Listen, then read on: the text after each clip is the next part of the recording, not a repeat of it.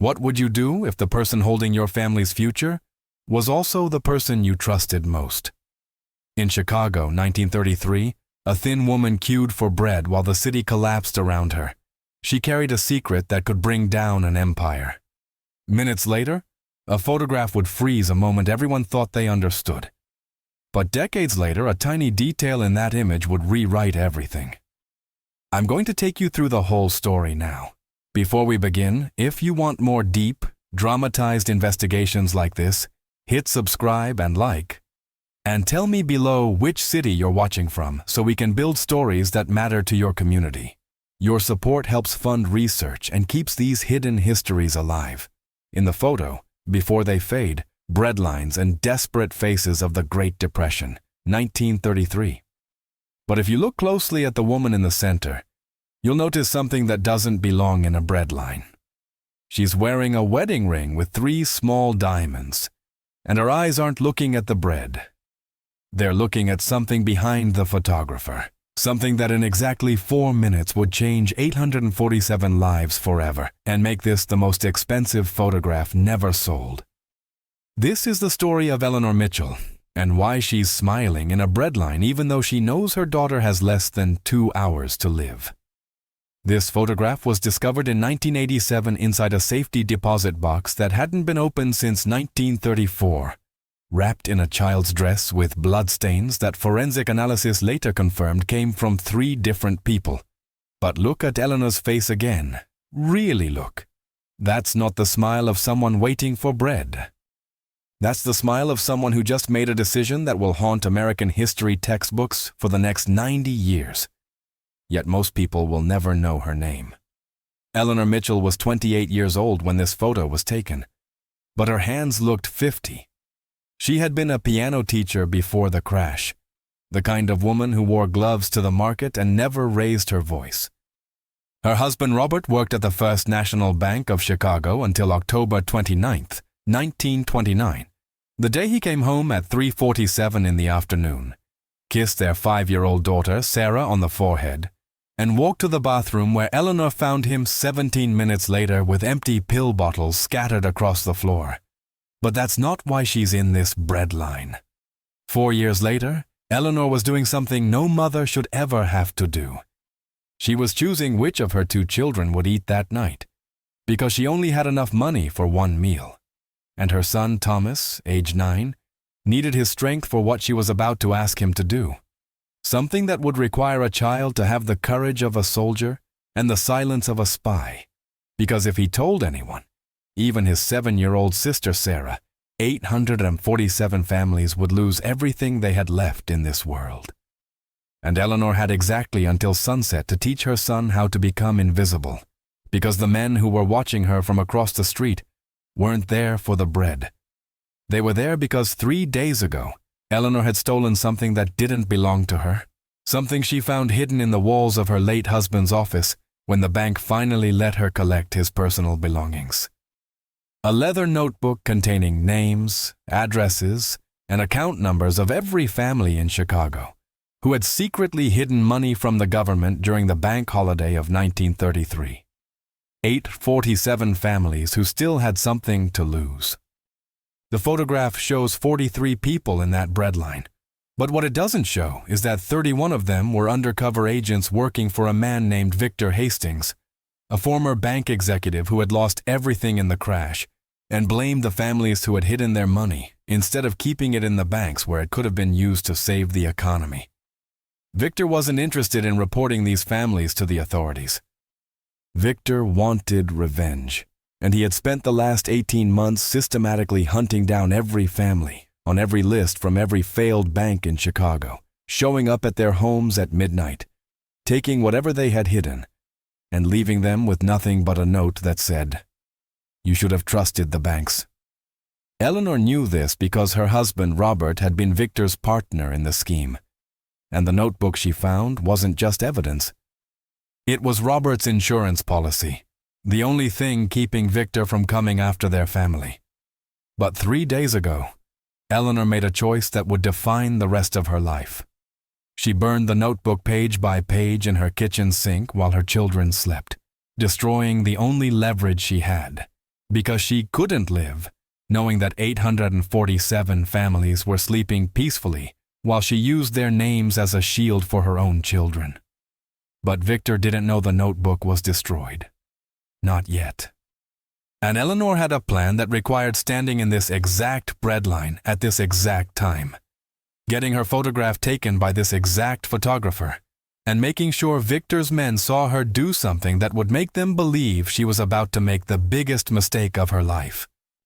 What Eleanor didn't know was that her daughter Sarah had followed her to the breadline that morning, hiding behind the newspaper stand across the street, and had seen something that would make her mother's plan impossible. Sarah had seen her teacher, Miss Patricia Warren, talking to one of the men watching her mother. Miss Warren, who had been so kind after father died, who had given Sarah extra sandwiches to take home, who had promised to help their family. Miss Warren was pointing directly at Eleanor and nodding as the man handed her an envelope thick with cash. And when Sarah ran home to tell her brother Thomas what she had seen, she discovered something that made her 7-year-old heart understand what hatred felt like for the first time in her life. Thomas was gone, and in his place was a note in her mother's handwriting that said, "I love you more than all the stars in the sky, but some stars have to burn out so others can keep shining. Take care of your brother. Tell him I'm sorry I wasn't stronger." Sarah didn't understand what the note meant, but she understood one thing with perfect clarity. Her mother was in that breadline right now, and something terrible was about to happen, and the only person who could stop it was a 7-year-old girl who weighed 63 pounds and had never been allowed to cross Michigan Avenue by herself. But here's what made this moment different from every other moment in Sarah's short life. Here's what made this the moment that would define who she would become for the next 87 years. Sarah looked at that note, looked at the photograph of her father on the mantel, looked at her brother's empty bed, and made a decision that no 7-year-old should ever have to make. She was going to save her mother, or she was going to die trying, because losing everyone she loved in silence was not an option she was willing to accept. So Sarah took her father's old watch from the dresser drawer, the one her mother said was worth enough to buy food for a month, and she walked out the door of their apartment at exactly 2:47 in the afternoon, which meant she had 13 minutes to cross 6 blocks of Chicago's most dangerous streets during rush hour, find her mother in a breadline of 43 people, and somehow convince her to come home before the men across the street did whatever they were planning to do. But when Sarah turned the corner onto State Street, she saw something that made her freeze in terror. Her brother Thomas was standing in the middle of the intersection, and he was talking to Victor Hastings himself, and Victor was smiling the way wolves smile at rabbits, and Thomas was handing him something that looked exactly like a page from their father's notebook, which was impossible because Eleanor had burned that notebook 3 days ago. Sarah had watched her do it, had smelled the leather burning, had seen her mother crying as the pages turned to ash. Unless Thomas had somehow kept one page, with one name on it. And Sarah suddenly understood with horrible clarity what her mother's plan actually was, and why Thomas had that page, and who the name on that page belonged to, and what was going to happen in exactly 9 minutes when the church bells rang 3 times and the photographer took his shot. The name on that page was Victor Hastings himself. Chicago, 1933. A city where children learned to recognize the sound of hunger before they learned to read, where families burned their furniture for warmth and called it indoor camping so the children wouldn't cry, where men who had once employed hundreds now stood on street corners selling apples for a nickel and pretending they didn't recognize their former business partners walking past without making eye contact. This was the world Eleanor Mitchell had been trying to protect her children from for 4 years, ever since the morning her husband Robert came home with shaking hands and told her he had done something unforgivable. Something that started in 1928 when Victor Hastings first approached him with an idea that seemed so reasonable, so logical, so perfectly designed to help families protect themselves from another crash, like the one everyone said was impossible, but everyone secretly feared. Robert and Victor created a system for their wealthiest clients at First National Bank, a way to keep certain assets off the official books, hidden in safety deposit boxes registered under false names, protected from market volatility and government seizure. They told themselves they were helping families maintain their dignity, giving them security in an uncertain world. They took a small percentage for their services, enough to live comfortably, but not enough to raise suspicions. But what Robert didn't know until it was too late was that Victor was keeping a master list of every hidden account, every false name, every secret asset. Not for protection, but for leverage. Victor had seen the crash coming 6 months before it happened, had quietly moved his own money into gold and land, had positioned himself to survive what he knew would destroy millions. And when the banks finally collapsed and Robert came home that October afternoon with pills in his pocket and guilt in his eyes, Victor still had his fortune intact, while Robert had lost everything trying to warn his clients to withdraw their money legally. Robert's last words to Eleanor, written in a letter she found 3 weeks after his funeral, were simple. "He has the list. He'll come for them all. I made you a widow, and our children orphans because I couldn't live knowing what I helped him build. The notebook in my office wall is the only copy he doesn't control. Burn it or use it, but don't let our children pay for my sins." For 4 years, Eleanor had kept that notebook hidden, moving it from apartment to apartment as they downsized from their comfortable home to a 2-room walk-up with a shared bathroom down the hall. She had read every name, memorized every address, wondered about the families behind the numbers, the Goldsteins on Lakeshore Drive, who had 3 daughters in private school, the Kowalskis on the South Side, who ran a butcher shop and employed 12 people, the Hastings family themselves, with an address in Oak Park and an account number that was exactly 27 times larger than any other entry in the book. Victor had been stealing from his own clients, moving their hidden assets to his personal accounts while they thought their money was still safe, and Robert had discovered it 2 days before he died. That's what the pills were really about. Not shame over helping the wealthy hide money, but horror over realizing he had helped Victor steal from hundreds of families who trusted them both. And 3 days ago, Eleanor finally understood what she had to do with that information. Because Sarah came home from school with bruises on her arms and wouldn't say where they came from, and Thomas had started asking questions about why they never had meat anymore. And Eleanor saw her own mother's face in the mirror, the same face that had stared back at her in 1918 when her father lost his job and started drinking. And she realized she was about to become exactly what she had spent her whole life trying to escape. So Eleanor made a decision that would either save 847 families or destroy her own children. She contacted the one journalist in Chicago who had been writing about bank corruption without getting paid off or intimidated into silence, a man named James Parker, who worked for a small independent newspaper that nobody read, but everybody respected. She told him about the notebook, about Victor's scheme, about the families who still had hidden assets that Victor hadn't stolen yet, because he was moving slowly, carefully, taking only what he could without triggering a pattern that investigators might notice. James Parker believed her immediately, because he had been investigating Victor Hastings for 2 years and could never find proof. But he told Eleanor something that made her blood turn cold. If she handed over that notebook, if she became the source for the biggest financial scandal in Chicago history, Victor would know exactly who betrayed him. He would come for her children first, not to hurt them, but to take them somewhere Eleanor would never find them. Victor had connections in every state, every city, every town that mattered. He could make 2 children disappear and never leave a trace. Unless Eleanor could make Victor believe the threat was coming from somewhere else entirely. Unless she could create a situation where Victor would be so focused on protecting himself that he wouldn't have time to hurt her family. Unless she could become the bait that drew Victor out into the open, in front of witnesses, with cameras present, at a time and place where James Parker could document everything and publish it before Victor had a chance to run. That's why Eleanor was standing in this breadline.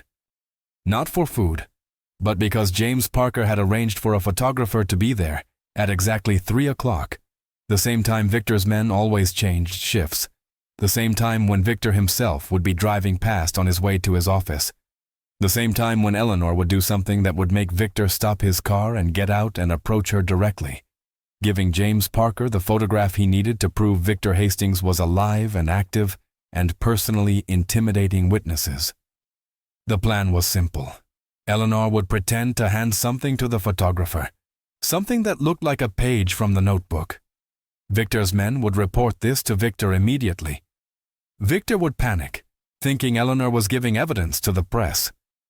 He would confront her in front of dozens of witnesses and a camera, and James Parker would have the proof he needed to publish his story and bring down Victor's entire operation before Victor could hurt anyone else.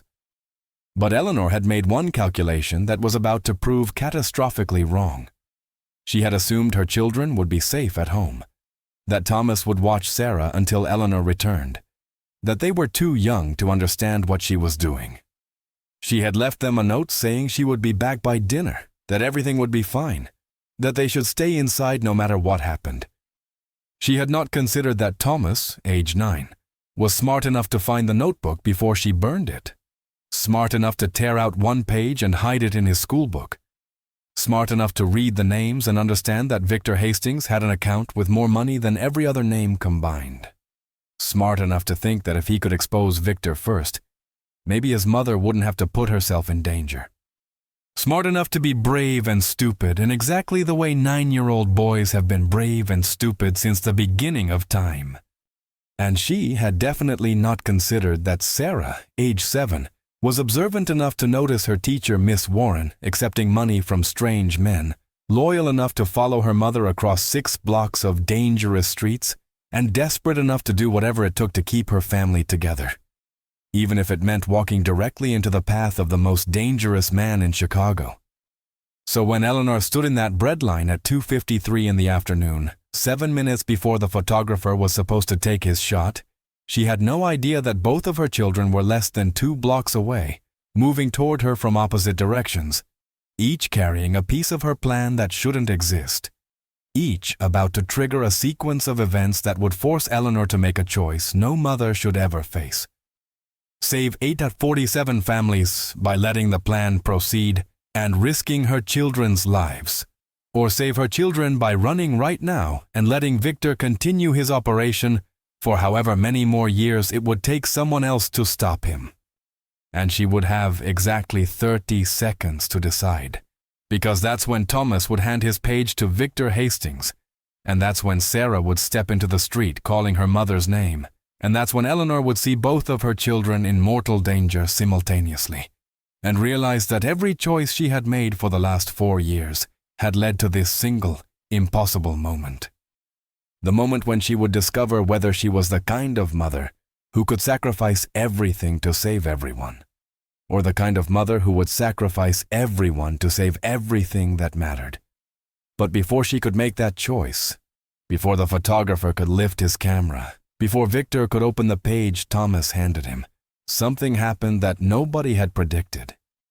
Miss Patricia Warren, the teacher who Sarah had seen taking money, the woman who Eleanor had trusted with her daughter's education, stepped out of the crowd and walked directly toward Eleanor with an expression that made Eleanor's heart stop.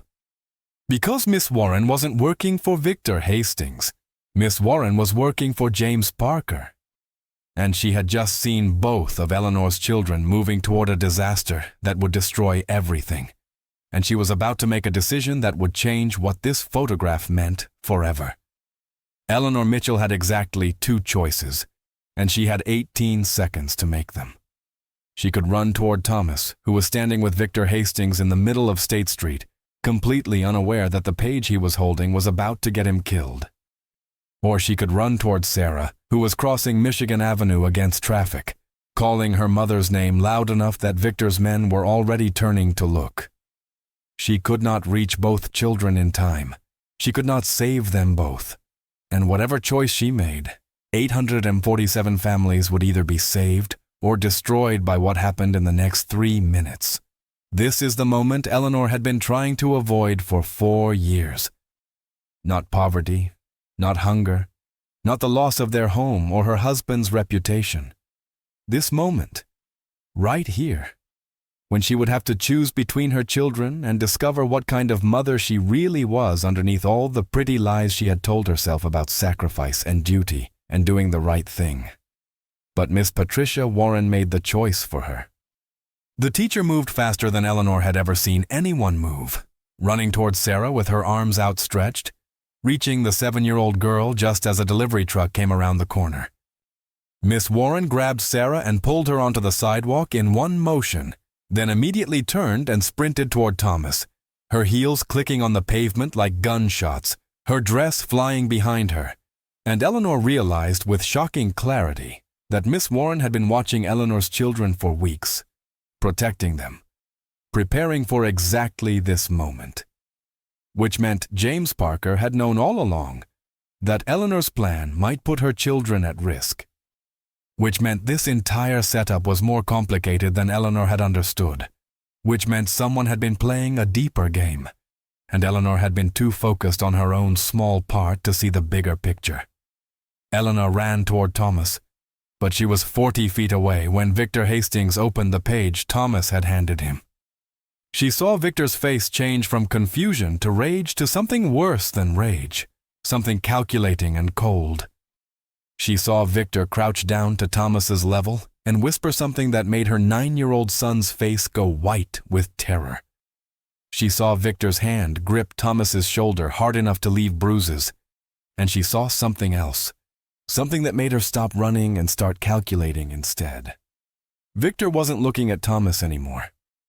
He was looking past him, looking directly at Eleanor, and his expression said, "I know what you're planning. I know about the photographer. I know about James Parker. And if you don't come over here right now and do exactly what I say, your son will disappear before you take another breath." Eleanor had 30 feet to cross. She had 8 of Victor's men between her and Thomas. She had a photographer who was supposed to take a picture in exactly 4 minutes, but who was now looking confused because nothing was happening the way James Parker had said it would. She had Miss Patricia Warren holding Sarah on the sidewalk, preventing the 7-year-old from running toward her brother. She had a breadline of 43 people who were actually 31 undercover agents and 12 desperate souls who just wanted food and had no idea they were standing in the middle of a trap. And she had one weapon, one piece of leverage that Victor didn't know about. The real notebook, not burned after all, not destroyed, but hidden in a place Victor would never think to look. Because Eleanor Mitchell was smarter than her late husband had given her credit for, and she had learned something from 4 years of surviving poverty. The most valuable things are never where anyone expects them to be. Eleanor had given the real notebook to her children. Not the whole thing, but torn into pieces, each page hidden in a different one of Sarah's school books, each page memorized by Thomas in case the physical copies were ever discovered. Her children had been carrying 847 families' secrets to school every day for 3 months, hidden among arithmetic problems and spelling tests, and nobody had ever thought to look because who would trust children with information that valuable? Eleanor had made her children into living insurance policies, and now she was about to find out if that decision made her a genius or a monster. She walked toward Victor slowly, her hands visible, her face carefully neutral. She could see Thomas trying not to cry, could see the fear in his eyes, could see him being so brave and so young at the same time. When she got within 10 feet, Victor smiled at her with teeth that looked like tombstones. "Eleanor Mitchell, née Eleanor Hastings. Yes, that's right. I did my research. You're my cousin, twice removed. Your father was my uncle's bastard son, never acknowledged, never given the family name, but still family, still connected to money that should have been mine. Your husband Robert knew this, and he thought he could use it as leverage, thought he could threaten to expose my family's dirty secrets if I didn't leave his clients alone. But Robert was weak, and weak men don't get to make threats." Eleanor felt the ground shift beneath her feet. Her father had never told her about his parentage, had never mentioned the Hastings family, had drunk himself to death without ever explaining why he hated himself so much. And suddenly, Eleanor understood why Victor had been so patient with Robert, why he had waited 4 years to come after Eleanor, why he had been watching her children instead of just taking them. Victor wasn't trying to steal from random families. Victor was trying to reclaim what he believed was rightfully his, and the 847 families were just collateral damage in a family war that had been going on for generations. "I'll make this simple," Victor said, his hand still on Thomas's shoulder. "You have copies of the notebook. Not the one you burned 3 days ago. That was very theatrical, by the way. The real copies. The ones your clever husband made before he decided to grow a conscience. You're going to give them to me. All of them. And you're going to do it right now in front of this photographer. And you're going to smile while you do it. Because that photograph is going to show the world that Eleanor Mitchell willingly returned stolen property to its rightful owner. You're going to make me look like the hero, and yourself look like the thief who finally developed a conscience. And if you do this, I will let your children live." Eleanor looked at Thomas, then at Sarah being held by Miss Warren across the street. She looked at the photographer who was slowly lifting his camera, realizing something important was happening. She looked at the breadline where 12 innocent people were about to witness something they didn't understand. She looked at Victor's men positioned at every exit, every corner, every possible escape route. And she looked at the church clock tower, which showed 2:57, which meant she had 3 minutes until James Parker's carefully planned moment would arrive. 3 minutes to stall, to think, to find a way out of this trap that didn't involve sacrificing her children or destroying 847 families. But then Sarah did something that changed everything. The 7-year-old girl pulled away from Miss Warren's grip and ran directly toward Victor Hastings, her small feet pounding on the pavement, her voice high and clear and absolutely fearless as she screamed, "You leave my brother alone." And in that moment, Eleanor Mitchell understood with perfect clarity what she had to do. Not the plan James Parker had created. Not the trap Victor thought he had set. Not the choice between her children and everyone else. Something completely different. Something desperate and brilliant and absolutely terrifying. Something that required her to trust that her children were exactly as brave as they appeared to be. Eleanor reached into her coat pocket and pulled out not a page from the notebook, but her father's watch, the one Sarah had been carrying, the one Sarah must have dropped when Miss Warren grabbed her. Eleanor held it up so Victor could see it clearly, and she said in a voice loud enough for everyone to hear, "My father was William Hastings, and this watch proves it. It has your grandfather's initials engraved inside, and if you take it from me, you're admitting to everyone here that you knew about the illegitimate branch of your family and chose to let us starve rather than share the wealth you stole from people who trusted you." Victor's face changed. The watch was indeed engraved with W.H., but not for William Hastings. For Walter Harrison, Eleanor's actual father, a factory worker who had bought a used watch from a pawn shop in 1911. But Victor didn't know that, couldn't know that, and in front of witnesses and a camera, he couldn't take the risk of calling Eleanor's bluff without admitting he had researched her family history. The photographer's camera clicked. 3 out exactly. And Eleanor kept talking, kept spinning a story that was mostly lies but contained enough truth to make Victor hesitate, kept her children in sight, kept moving slowly toward Sarah, while Victor's attention was focused on the watch, kept improvising a plan that had no right to work, but was working anyway because sometimes desperation looks exactly like confidence. There are 847 families on that list, Victor. And every single one of them knows your name now, because I sent them all letters 3 days ago telling them exactly who stole their money and where to find you. You don't need my notebook anymore. You need to run, because tomorrow morning, 847 families are going to wake up and realize they have nothing left to lose. And people with nothing to lose are capable of absolutely anything. I've given them something more dangerous than evidence. I've given them a target. It was completely untrue. Eleanor had sent no letters, had contacted no families. But the look on Victor's face said he believed it, or at least couldn't risk assuming it was a bluff. And in that moment of hesitation, Miss Patricia Warren did something extraordinary. She pulled out a police whistle and blew it as loud as she could, and suddenly the 12 real Breadline customers scattered in panic, and the 31 undercover agents revealed themselves as actual Chicago police officers. And Eleanor realized that James Parker hadn't been working alone, that this trap had been authorized at the highest levels, that someone in the government had been building a case against Victor Hastings for years, and had been waiting for exactly this moment. Thomas yanked his shoulder free from Victor's grip and ran to his mother. Sarah crashed into Eleanor's legs with enough force to knock her backward. The photographer kept taking pictures, capturing everything, documenting the moment when Victor Hastings was surrounded by police officers and realized his empire had just collapsed in the span of 3 minutes. But Eleanor wasn't watching Victor anymore.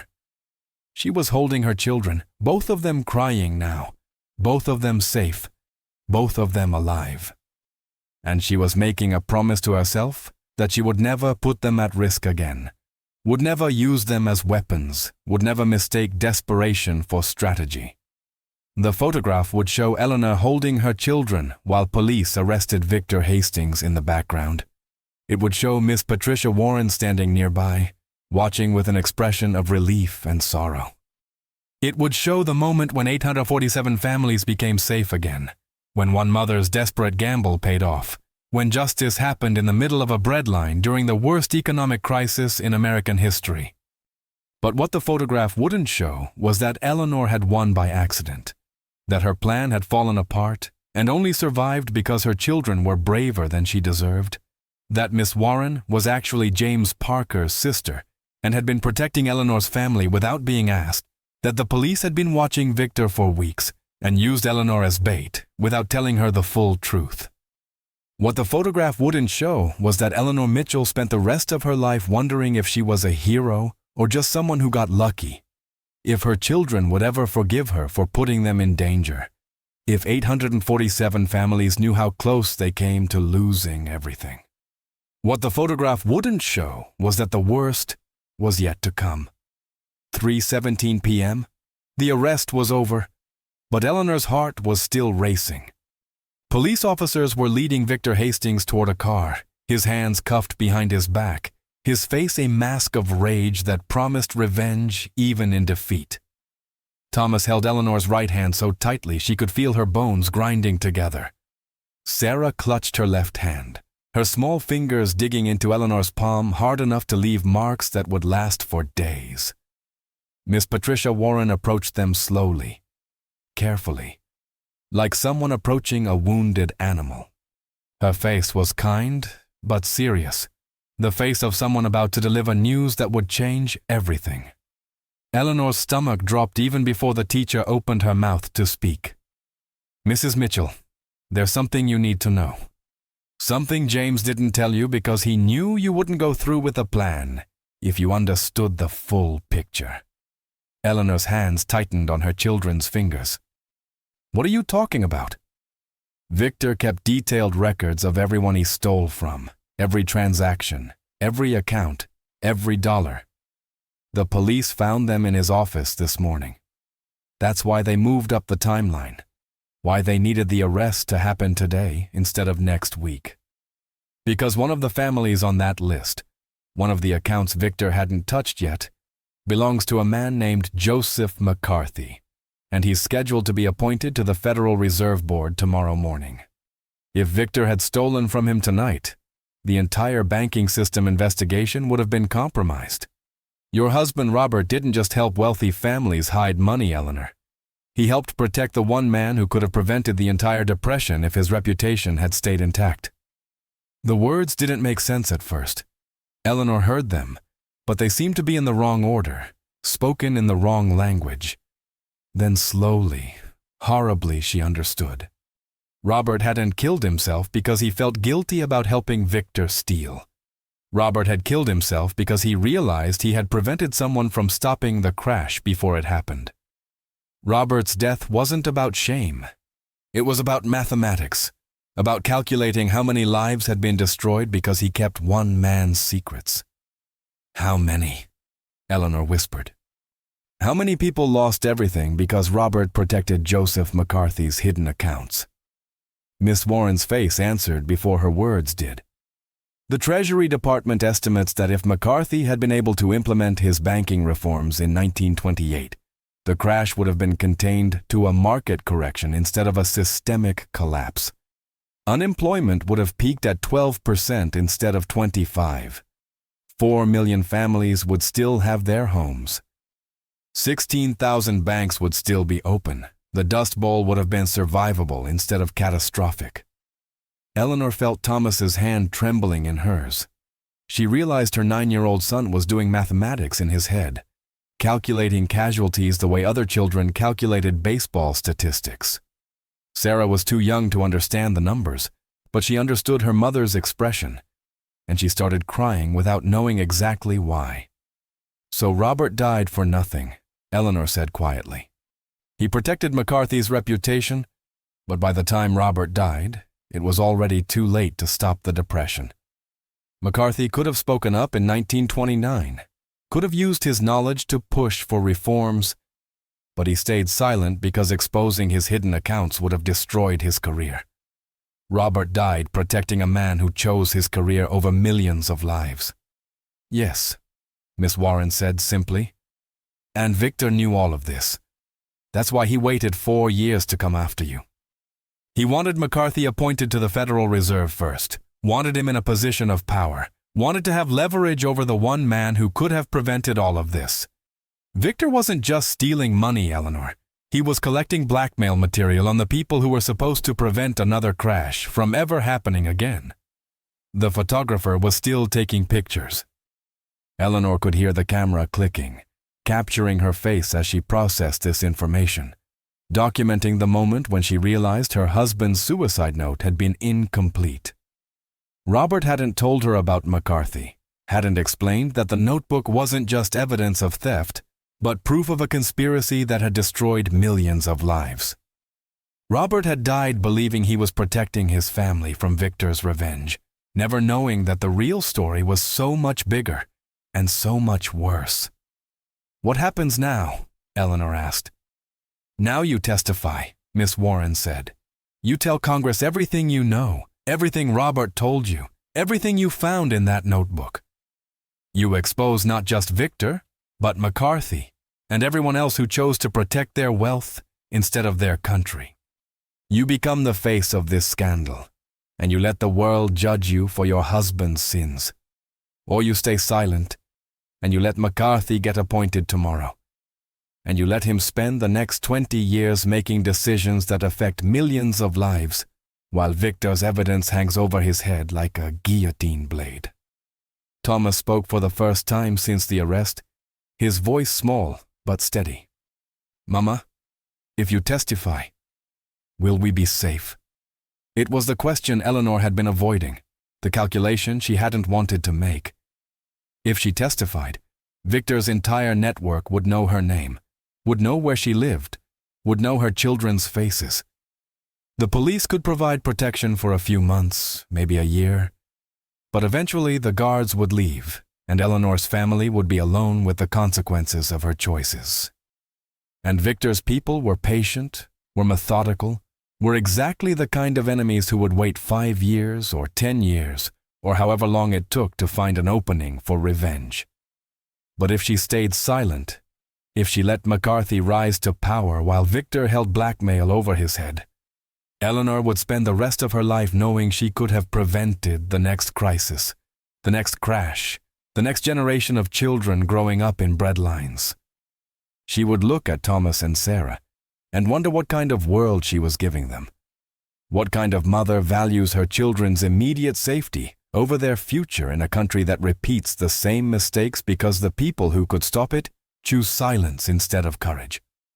Eleanor looked at the breadline behind her, at the 12 desperate people who had come looking for food and accidentally witnessed history. She looked at the police officers holding Victor Hastings, at the photographer who kept taking pictures, at Miss Warren, whose real name was apparently Parker, and who had been protecting Eleanor's children for reasons that were finally becoming clear. And she looked at her children, at Thomas, who was trying so hard to be brave, at Sarah, who was still too young to understand what her mother was about to sacrifice.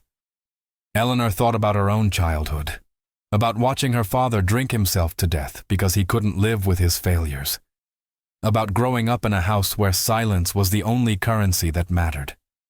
She thought about Robert, about the pills he swallowed, about the note he left, about the choice he made to die quietly instead of fighting loudly. And Eleanor Mitchell, age 28, widow, mother, piano teacher, descendant of no one important, and connected to nothing special, made a decision that would define the rest of her life and possibly save her country from itself. "I'll testify," she said. "I'll tell them everything. And when Victor's people come for us, because they will come for us eventually, we'll be ready. Because I'm teaching my children something my father never taught me, and Robert never learned. Silence doesn't keep you safe. Silence just makes you complicit." The photographer took one final picture. Eleanor holding her children's hands, Miss Warren standing beside them like a guard, Victor Hastings being pushed into a police car in the background, and somewhere in the distance the sun beginning to set over Chicago. The photograph would be published on the front page of James Parker's newspaper the next morning, and within a week it would be reprinted in papers across the country, and within a month Eleanor would be testifying before Congress, and within a year the entire banking reform movement would be transformed by one mother's decision to speak instead of hide. But in this moment, in the 3 seconds it took for the photographer to capture the image, Eleanor was thinking about something much simpler. She was thinking about her children's hands in hers, about the weight of their trust, about the responsibility of teaching them that some things matter more than safety. She was thinking about Robert's face on the night before he died, the way he had kissed Sarah's forehead and looked at Thomas like he was memorizing every detail. She was thinking about her father, drunk and bitter, choosing to protect his pride instead of his daughter's future. And she was thinking about 847 families who would wake up tomorrow knowing they were safe, who would hug their children and return to their lives and never know the name Eleanor Mitchell, or understand what she had sacrificed to protect them. The photograph caught something else too, something the newspapers wouldn't mention but historians would debate for decades. If you looked closely at Eleanor's face, really looked past the obvious exhaustion and fear, you could see something that didn't quite match the moment. Not a smile exactly, but not despair either. It was the expression of someone who had just discovered they were capable of something they never thought possible. Someone who had looked into the abyss of an impossible choice and found a third option that shouldn't have existed. What the photograph captured was the exact moment Eleanor stopped being her father's daughter and Robert's widow and became herself, complete and whole and terrifyingly free. But the photograph also captured something in the background that no one noticed until 1987, when a researcher examining the original negative with modern equipment discovered a detail that changed everything historians thought they knew about that day. In the far left corner, barely visible behind the police car, there was another figure. A woman in a dark coat watching the arrest, her face partially obscured by shadow but her posture suggesting familiarity, suggesting she belonged there, suggesting she knew exactly what was happening and had known it would happen long before Eleanor made her decision. The woman was never identified. She appeared in no other photographs from that day. But her presence suggested that Eleanor's choice wasn't as spontaneous as it seemed, that someone had been orchestrating events from an even higher level, that the trap James Parker set for Victor Hastings was itself part of a larger trap set by someone with more power and more patience than anyone realized. Eleanor would never know about this woman in the photograph. She would spend the next 6 months testifying, the next 2 years in protective custody, the next decade rebuilding her life in a small town in upstate New York where no one knew her story and neighbors assumed she was just another depression widow trying to survive. She would watch her children grow up careful and quiet, would see Thomas develop her husband's talent for mathematics and her own instinct for self-preservation, would see Sarah transform from a fearless 7-year-old into a watchful teenager who trusted no one completely. And she would wonder, on the nights when sleep wouldn't come, whether she had made the right choice, whether protecting 847 families was worth teaching her children that their mother would risk their lives for strangers, whether exposing McCarthy and Victor was worth living in constant fear that revenge would come at 3 a.m. with a knock on the door that never stopped. But that was tomorrow's worry. Right now, in this moment, frozen by the photographer's lens, Eleanor had her children safe in her hands, and Victor Hastings in handcuffs, and a decision made that couldn't be unmade. Right now was enough. The testimony took 6 months. Eleanor Mitchell sat in front of congressional committees 14 times, answered questions from prosecutors and defense attorneys and journalists who treated her story like entertainment instead of evidence. She repeated her husband's name so many times it stopped sounding like a name and started sounding like an accusation. She identified photographs, authenticated documents, explained financial structures she barely understood herself. Thomas turned 10 during the trial. Sarah turned 8. They lived in a hotel room in Washington, D.C. with 2 federal marshals stationed outside their door, ate meals from room service, did schoolwork from textbooks provided by teachers they never met. They watched their mother leave every morning in a borrowed suit and return every evening looking older, more tired, more like a stranger wearing their mother's face. But something unexpected happened during those 6 months. Something Eleanor hadn't anticipated when she made her decision in that breadline. The 847 families started reaching out. Not all at once, not dramatically, but slowly, quietly. Through letters forwarded by the prosecutors, through messages passed along by James Parker, through indirect channels that maintained everyone's safety, while expressing something that needed to be expressed. The letters said the same thing in different words. Thank you. We didn't know we needed saving until we were saved. Our children will grow up because of what you did. We're sorry your husband got caught up in Victor's schemes. We understand why you stayed silent for 4 years. We forgive you for everything Robert did, because you paid his debts in a currency more valuable than money. Eleanor kept every letter. She stored them in the same safety deposit box where Robert had hidden the notebook, creating a strange symmetry between evidence of crimes and evidence of redemption. By the end of the trial, she had 412 letters from 847 families, which meant not everyone had chosen to write, but enough had reached out to make Eleanor understand that her sacrifice had meaning beyond statistics and newspaper headlines.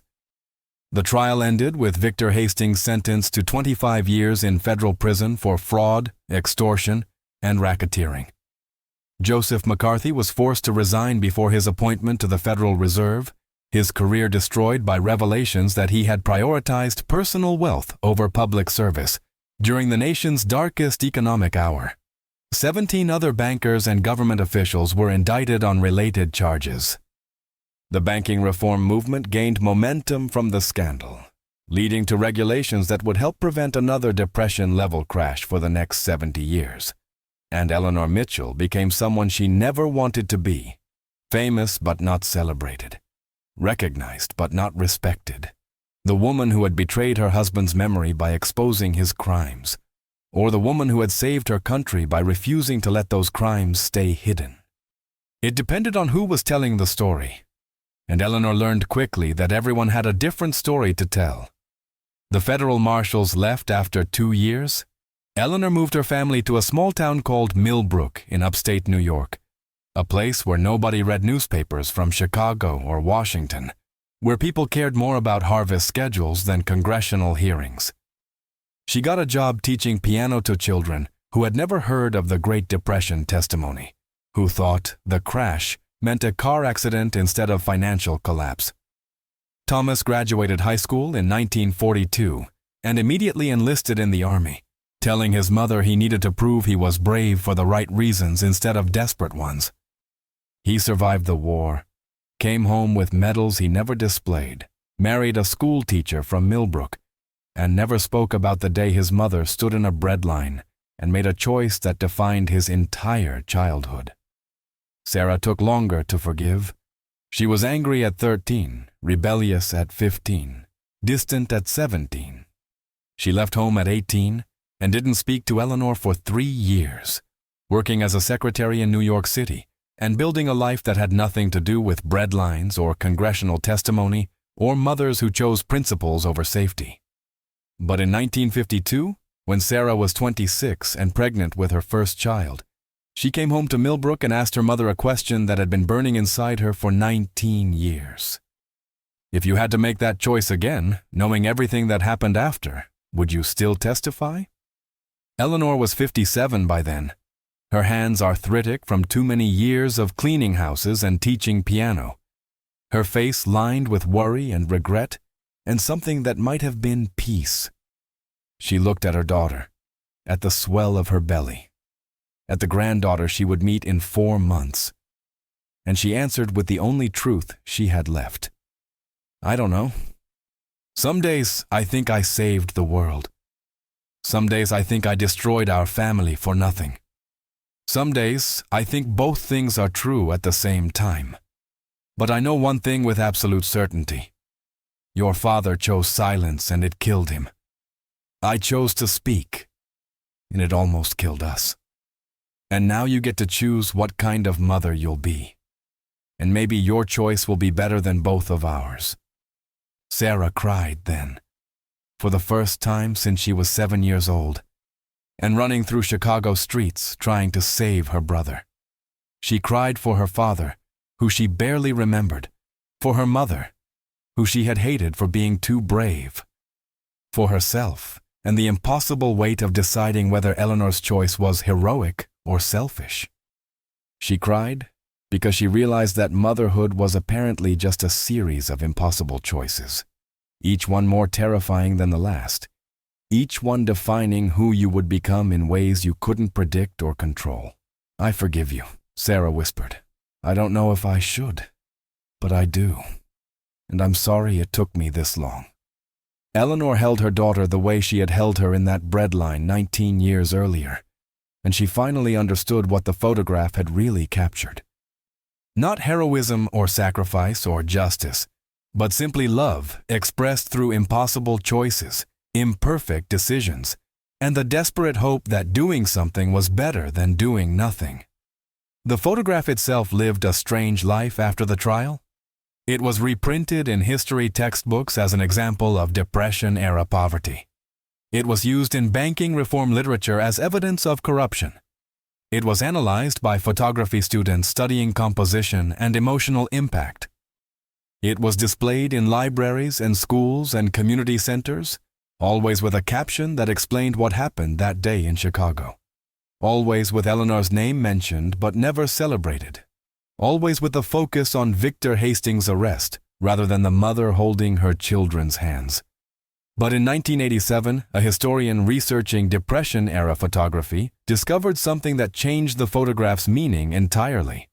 The researcher, a woman named Dr. Jennifer Morrison, was examining the original negative when she noticed the mysterious figure in the background, the woman in the dark coat who had been watching everything. Dr. Morrison spent 2 years tracking down that woman's identity through archived records, witness statements, and investigative work that bordered on obsession. What she discovered was that the woman was Margaret Roosevelt, a distant cousin of Franklin Roosevelt, and a Treasury Department investigator who had been building a case against banking corruption since 1930.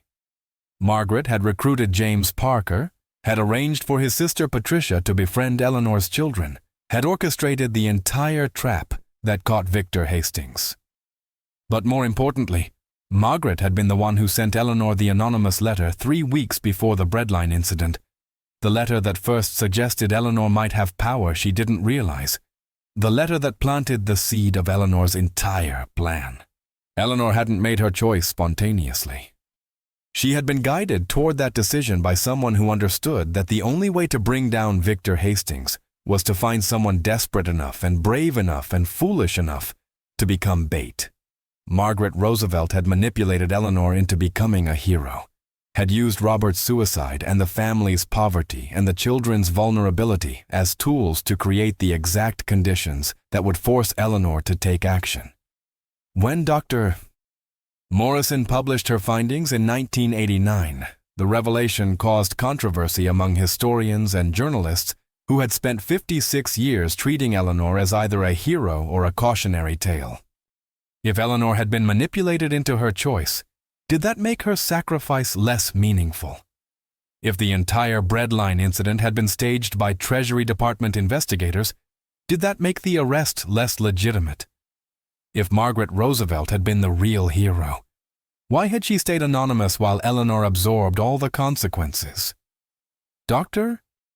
Morrison tried to contact Eleanor to ask these questions, but Eleanor Mitchell had died 2 years earlier at age 82 in a small house in Millbrook surrounded by her children and grandchildren and great-grandchildren who all carried pieces of her story without fully understanding it. Eleanor had never learned about Margaret Roosevelt's manipulation, had died believing her choice had been genuine, had spent her final years at peace with a decision she thought was entirely her own. Sarah was 63 when she learned the truth about the woman in the photograph. She was a grandmother herself by then, a retired schoolteacher living in Boston, surrounded by descendants who treated Eleanor's story as family mythology rather than historical fact. When Dr. Morrison called to explain her research, Sarah listened in silence, processed the information for 3 full minutes, and then said something that Dr. Morrison would quote in every subsequent interview about the photograph. "It doesn't matter whether my mother was manipulated or not. What matters is that when the moment came, when she had to choose between her children and 847 families, she chose to try to save everyone. Margaret Roosevelt might have created the opportunity, but my mother walked into it willingly. That's the part that matters. Not the setup, but the choice. Not the manipulation, but the courage." The photograph hangs today in Sarah's granddaughter's home, a woman named Eleanor Mitchell Chen, who lives in San Francisco and works as a financial regulator, ensuring that the banking reforms her great-great-grandmother helped create are still enforced 90 years later. It's not in a museum or library or public memorial. It's in a private home, above a fireplace, seen by family members who carry Eleanor's name and her story, and her choice forward into a world that has mostly forgotten the Great Depression, but still struggles with the question of when to speak and when to stay silent. The photograph shows a mother holding her children's hands in a breadline while a corrupt banker is arrested in the background. And every person who sees it asks the same question. Would I have made that choice? Would I risk my children to save strangers? Would I choose principles over safety, testimony over silence, courage over survival?